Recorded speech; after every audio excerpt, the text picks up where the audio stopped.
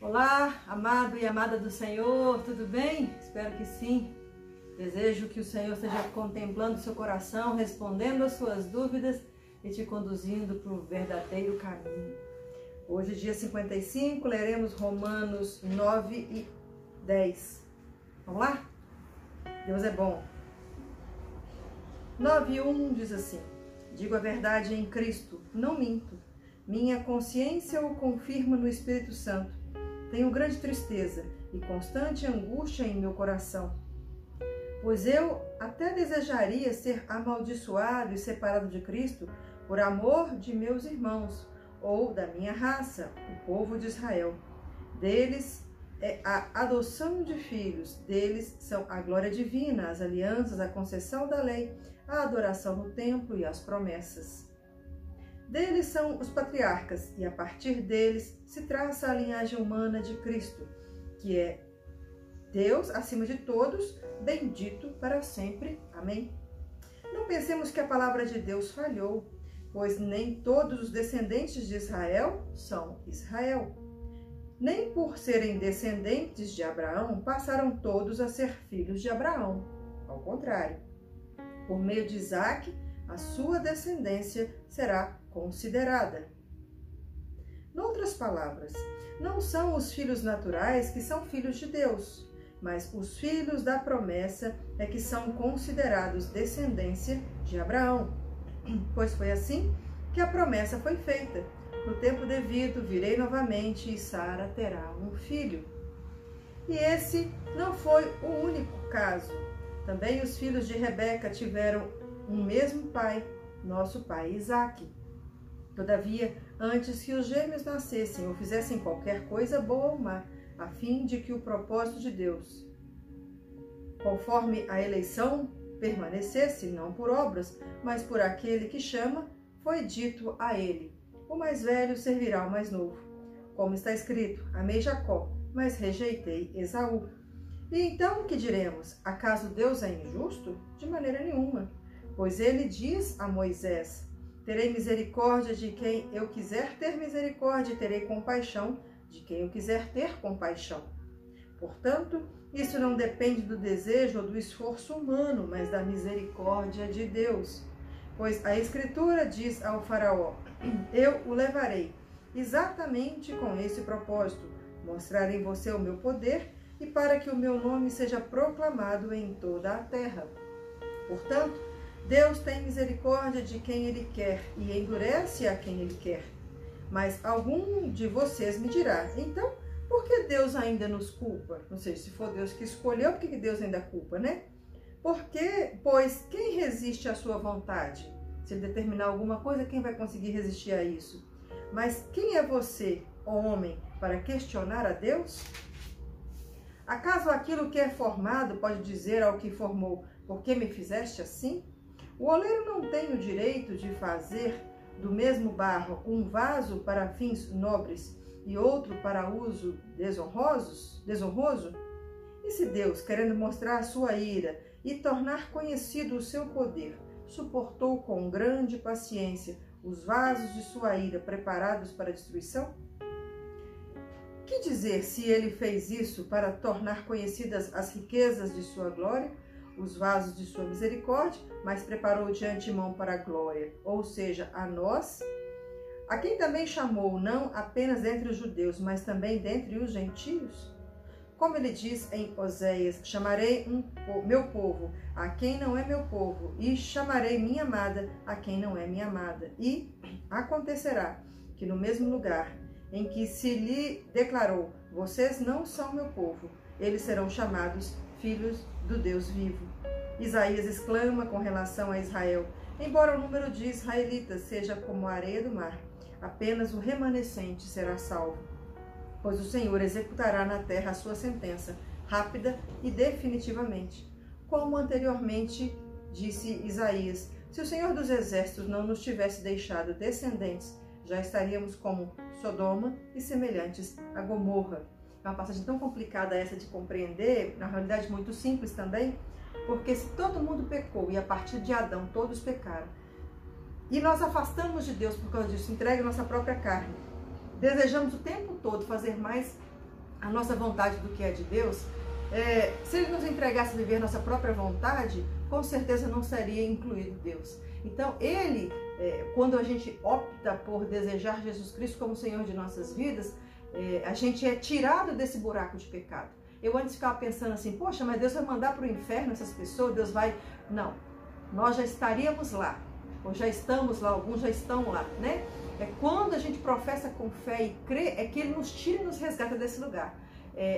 Todos perecemos, todos estamos condenados ao inferno, mas por amor e misericórdia, e Ele ampliou não só para os judeus, mas também para os gentios, aqueles que Ele falou assim, olha, esse realmente vai me entender, vai me aceitar e vai me desejar, esse recebe salvação em Cristo Jesus. Versículo 30. Que diremos então? Os gentios que não buscavam justiça a obtiveram, uma justiça que vem da fé. Mas Israel, que buscava a lei, que trouxesse justiça, não a alcançou. Por que não? Porque não a buscava pela fé, mas como se fosse por obras. Eles tropeçaram na pedra de tropeço. Como está escrito, eis que põe em Sião uma pedra de tropeço e uma rocha que faz cair, e aquele que nela confia jamais será envergonhado. Romanos 10. Irmãos, o desejo do meu coração e minha oração a Deus pelos israelitas é que eles sejam salvos. Posso testemunhar que eles têm zelo por Deus, mas o seu zelo não se baseia no conhecimento. Porquanto, ignorando a justiça que vem de Deus e procurando estabelecer a sua própria, não se submetem à justiça de Deus. Porque o fim da lei é Cristo, para a justificação de todo o que crê. Moisés descreve dessa forma a justiça que vem da lei. O homem que fizer essas coisas viverá por meio dela. Mas a justiça que vem da fé diz, não diga em seu coração, quem subirá aos céus? Isto é, para fazer Cristo descer. Ou quem descerá ao abismo? Isto é, para fazer Cristo subir dentre os mortos. Mas o que ela diz? A palavra está perto de você, está em sua boca e em seu coração. Isto é, a palavra da fé que estamos proclamando. Se você confessar com sua boca que Jesus é Senhor, e crer em seu coração que Deus o ressuscitou dentre os mortos, será salvo. Essa é a mensagem principal do Evangelho, da graça e da fé. É preciso que com a nossa boca, que a gente proclame, que a gente anuncie às pessoas e dizer, olha, eu creio que Jesus é o Senhor. Eu creio que Ele é quem veio me resgatar. Porque quando eu falo que Jesus veio me resgatar, eu me reconheço pecador e carente dele.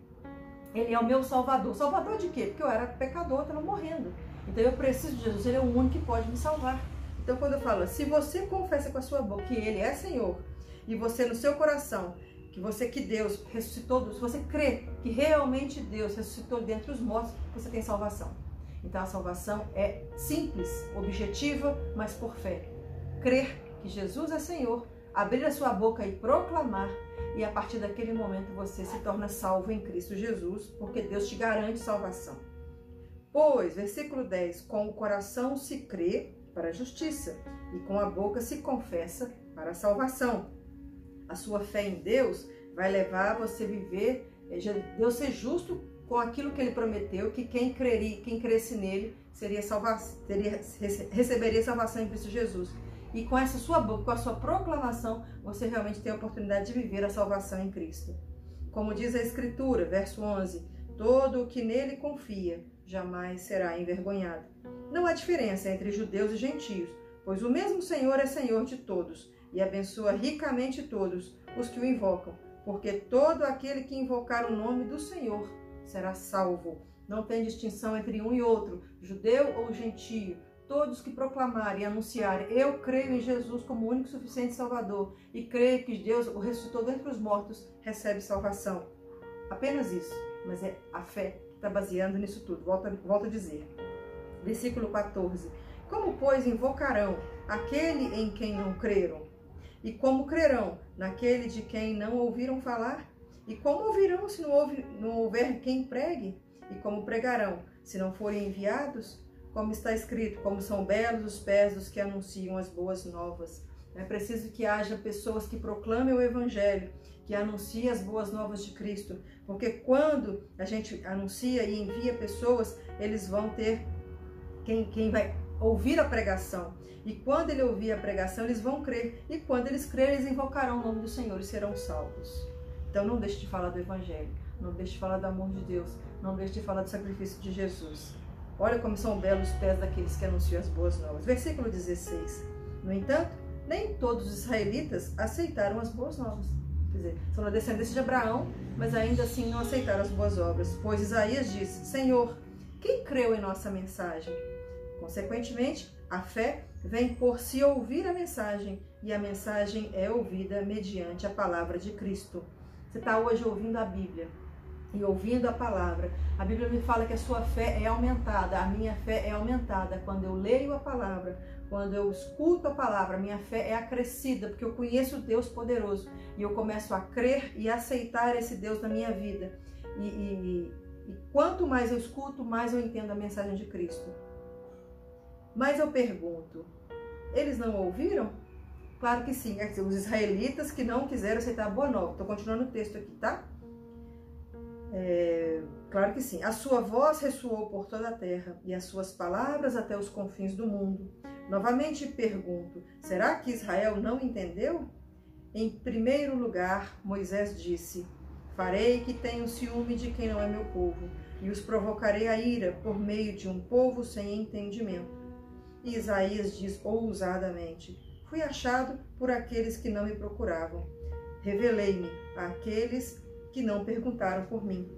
Mas a respeito de Israel, ele diz: o tempo todo estendi as mãos a um povo desobediente e rebelde. Deus escolheu o povo de Israel para ser o seu povo. Eles desobedeceram, rebelaram, não quiseram aceitar, viveram plenamente a lei, mas não aceitaram Jesus Cristo como Messias, né? E Deus fala assim: olha, eu coloquei um outro povo que não procurou por mim. Os gentios não procuravam. Os judeus nasciam num ambiente em que era já colocado a Torá, já era colocado o princípio bíblico para eles, e muitos não aceitaram o Senhor Jesus como Messias. Assim, olha, mas eu fiz ciúme no povo judeu, quando eu permiti que os gentios, um povo que não procurou de Deus, não desejou, mas eu me revelei aos gentios, e eles, quando aceitaram, fizeram parte como filhos amados meus. Glória a Deus que nós estamos nesse ambiente de filiação de Deus. Amém? Rapidinho, já terminamos o de hoje. Aguardo você amanhã para mais um tempinho de leitura bíblica. Até lá!